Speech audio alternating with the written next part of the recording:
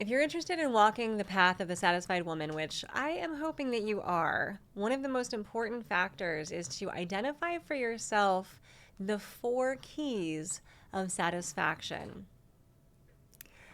Welcome to the Satisfied Woman podcast. I'm your host, Alanna Kaivalya. This podcast is dedicated to helping women lean into their femininity, rediscover the power of their feminine gifts. We take a look at what it means to be a modern woman and how we can live a satisfied life on our own terms. Visit the hub at thesatisfiedwoman.com. And I've just put together a special page for you to get all of the best goodies and resources when you visit thesatisfiedwoman.com/empowerme. So go check it out. Now, as the author of The Way of the Satisfied Woman, I cannot be more thrilled to have my book out there in the world. It has been a labor of love, a long time coming, and I have been working a little bit quietly behind the scenes, putting everything together and getting all of this ready for you and for us to share this movement forward on this path to satisfaction. So this is a journey. It's been a journey for me, and now I am inviting you to join me along it. And of course, hopefully, all of the women we can possibly bring along with us. I have a vision that I hope you'll share with me of women everywhere finding more and more ways to achieve satisfaction in their lives. So one of the most important things to consider in terms of satisfaction is the actual term satisfaction. So let me define it for you. And you might hear me define this often in this podcast because I think it's a real touchstone for us to always come back to. So I've memorized the definition, and I hope that you will too, to keep you really focused on what satisfies you every single day. So satisfaction is defined as the pleasure you feel through the fulfillment of your wishes and needs. I'm telling you, I feel this sense of relief and even release every time I talk about that definition. It's the pleasure you feel through the fulfillment of your wishes and needs. So it's not just about getting your basic needs met. It's about fulfilling your wishes, all of the things that you want to come true in your life and in your world. How do we get those things done? As feminine women, we are ambitious, we are driven, we are ready to unleash this power and creativity on the world. I am all for it. And it is going to be possible when we stay focused on the 4 keys. So the 4 keys to satisfaction, feeling this genuine pleasure and getting our wishes and needs fulfilled, are rooted in the 4 keys, which are safety, security, trust in yourself and in others around you, and being cherished by the masculine. So these are 4 simple items, but what's a little complicated, because unsurprisingly, feminine women are complicated, is that each of us will define how we feel secure, safe, trusting, or trustworthy, and cherished a little bit differently. So I'm going to do my best to give you a working definition of these 4 keys, because without these 4 keys, I promise you, satisfaction is not possible. If you have these 4 keys settled and really on lock in your life, then satisfaction is possible. So it's sort of like step 1, get 4 keys. Step 2, start your path to satisfaction. All right, so the step 1 is the 4 keys. Safety, that seems like a no-brainer. I get it. But it's not just about locking your doors or turning on your Ring camera. It's about a sense of real commitment and agency in your life. The idea that you are safe to be who you are, and that there is some accountability and predictability in your life around you. Like I think about, every day when you return home, wherever home is for you. And I hope that you have a beautiful and safe home. I mean, home is where most of us, and not all of us, I recognize that, but most of us feel a sense of safety and security. So let's think about it in terms of home. When you return there, you know that you can just be yourself. You know that you can relax. You know that when you lock the door, that no one is going to open it unless they have a key, and they are supposed to have a key. And you can really kind of let it all hang out, is one way to put it. You can just let it all hang out. That's safety. So it's not just locking the door, it's the ability to be yourself in a situation and to know that who you are is okay. Now, women don't always have that. We don't always have spaces that are safe.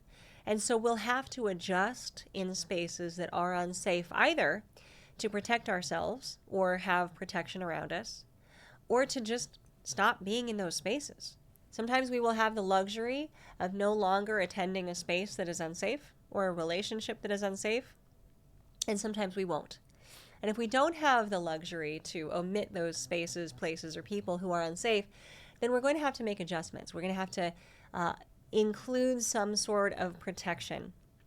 So protection can mean protecting ourselves, and that might mean just like I think of the ways that we might protect ourselves from, let's say, toxic people. And we can't avoid all toxic people. Boy, oh boy, I wish we could. I really do.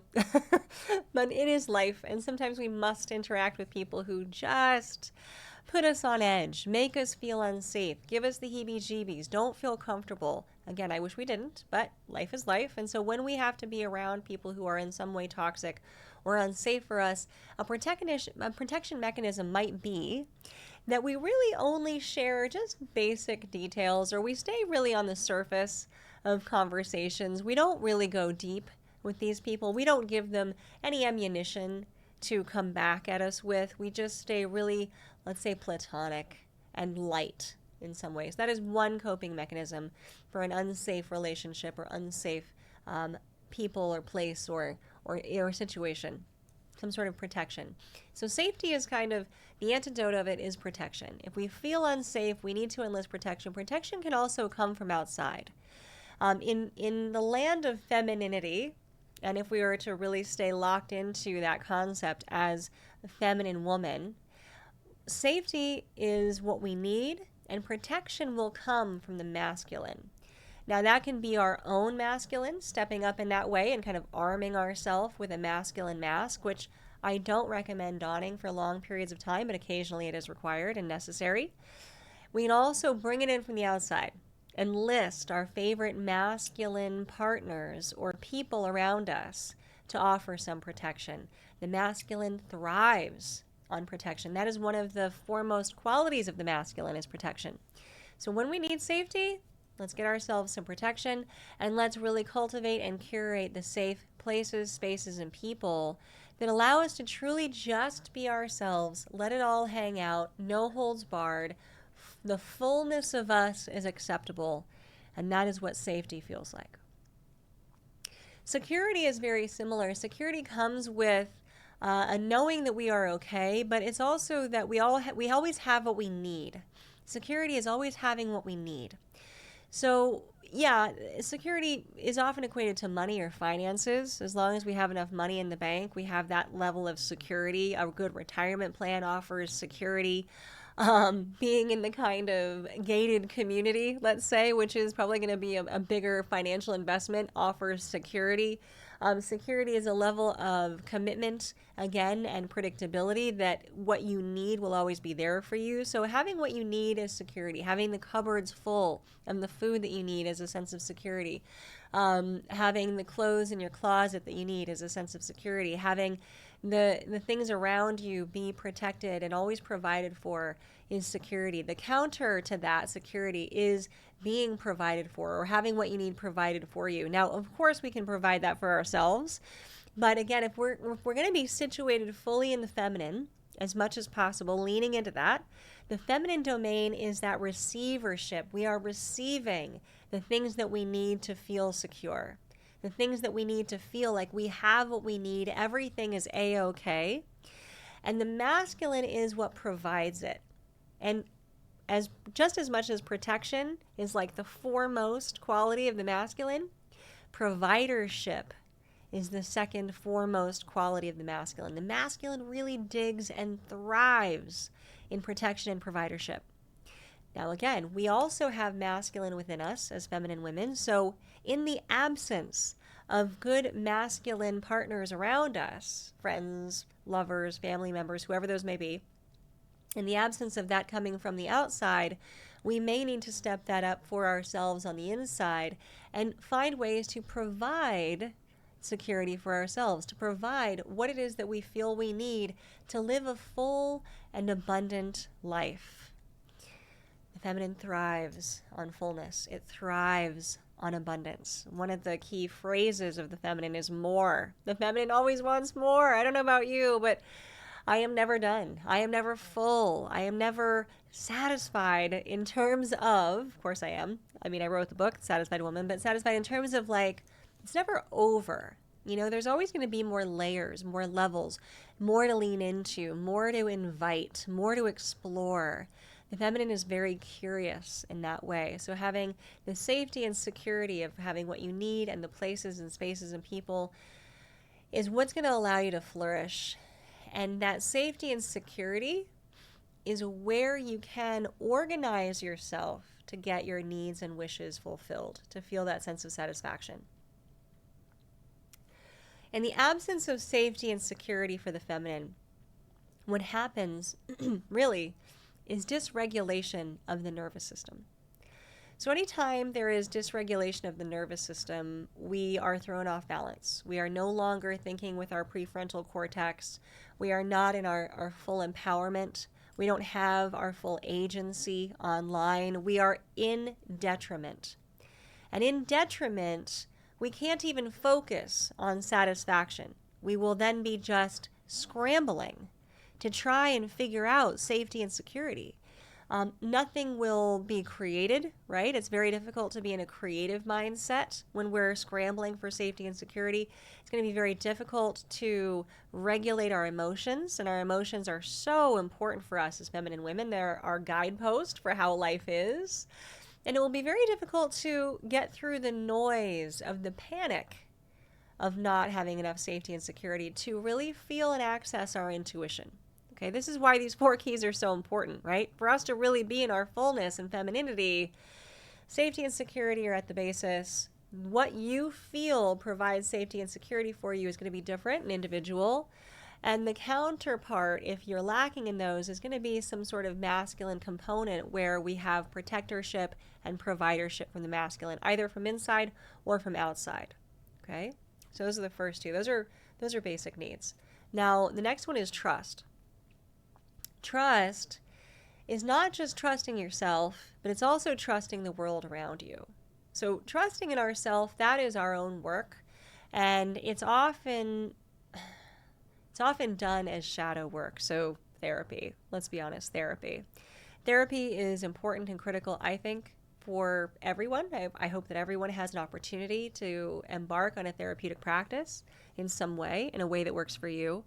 But I think that individuals like us here in the movement, the Satisfied Woman movement, we're very interested in releasing the things that block us from feeling satisfied, happy, joyful, peaceful, creative.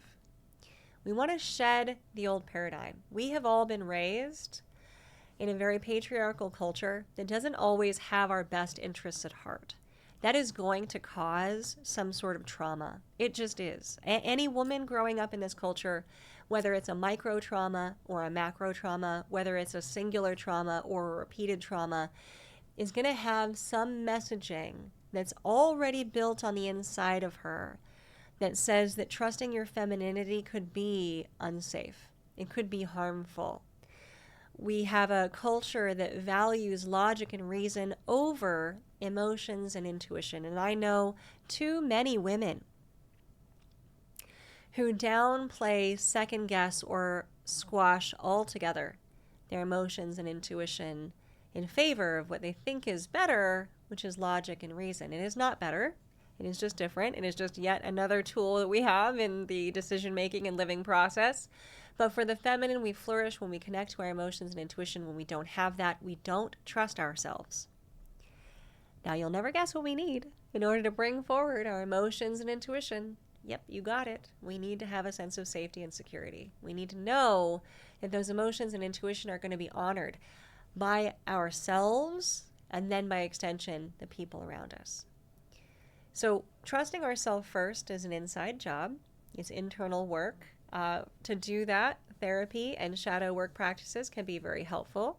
Tapping into our intuition can start simply by being in a quiet room, asking ourselves, what do we need next? What do we need now?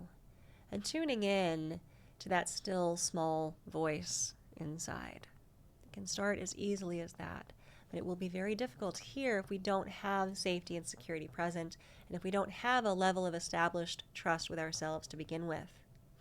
Now, once we trust ourselves, it's imperative that we trust the world around us. And whether that's the people around us, our situation, our circumstance, our career, anything, a level of trust goes a tremendously long way in allowing us to flourish and thrive as satisfied women. So we've got to have trust in our world. If you have partners, people, places, spaces that are not trustworthy for you, it's time to reassess. It's time to reassess. And I understand that there won't always be opportunities to hit the eject button on some of those places, people, and spaces, but where there are opportunities to hit eject, if there is not trust, it just needs to end. It's just over. It's very difficult to rebuild trust. It can be rebuilt. I certainly have had experience in overcoming breaches of trust or betrayal, as they were. Trust between two people is defined as behavior that always takes the other person and or the partnership between those two people in mind. So you know someone or something is trustworthy when that relationship, that person, that partner always keeps your highest good in mind as they act. And if they keep your highest good in mind as they act, if they've always got your back, that is a trustworthy person. When they don't, maybe they have enough trust built with you that you can repair. Sometimes the breach of trust will be so egregious that repair is not possible. So be receptive to this. Be receptive to firing your friends if they are untrustworthy, firing places or spaces that are untrustworthy, or navigating very carefully places or relationships you need to navigate if they are untrustworthy. All right, our last key of the 4 keys is being cherished by the masculine. Now remember, we all have masculine inside of us, so this could be our own internal masculine honoring our own internal feminine. And the most key way that this is done is that the masculine cherishes the feminine by never leaving her alone in her pain. So when the feminine is experiencing an emotional or intuitive hit, that becomes very critically important for the masculine. It supersedes the masculine's intuition or emotions. It takes precedence over any linear direction or decision making that is happening by the masculine. There is no overriding, squashing, or mitigating by the masculine of the intuition or the emotions. When we center intuition and emotions of the feminine, that is cherishing. And when we never leave the feminine alone in her pain, that is cherishing. To leave someone alone in their pain essentially means to just ignore what they're going through, to not take it seriously, to say, oh, buck up, little camper, or why are you being so emotional, or you're acting crazy. I don't know a single woman today that hasn't been called crazy, even by someone that loves her. I don't know a woman today that hasn't really been called emotional. You're too emotional. Think logically. Those are tools that the masculine uses to oppress the feminine, override her judgment, and destabilize her center. It will put us in a dysregulated state in our nervous system. And remember, when we're dysregulated in our nervous system, we can't actually act in our best interest.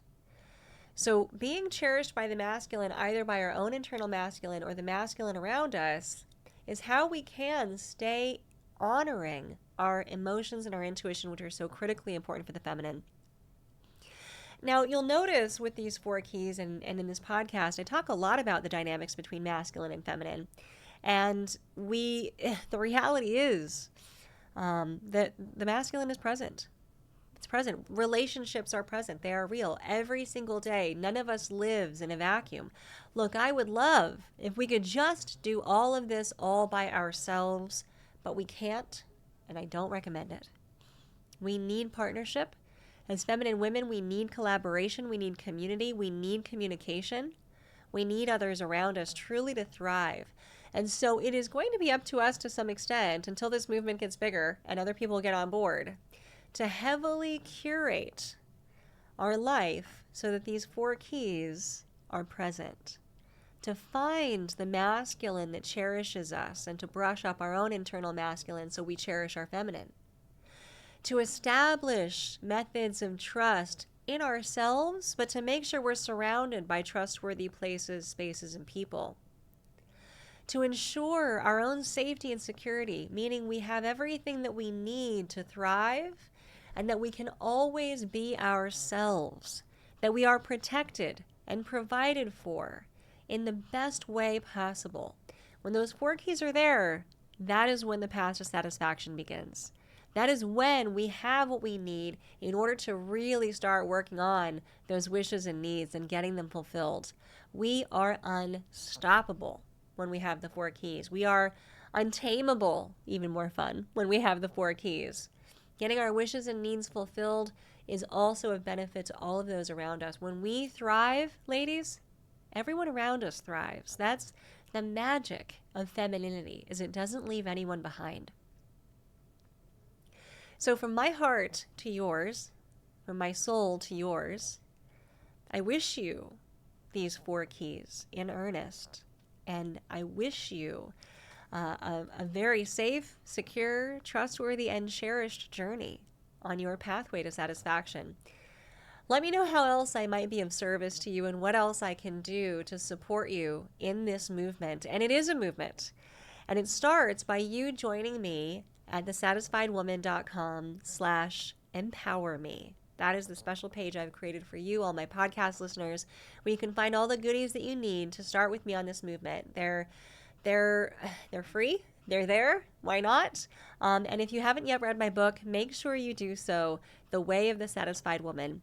And my friend, if you have read it, please, please pass it along to another woman who might need it. And until next time, please stay satisfied.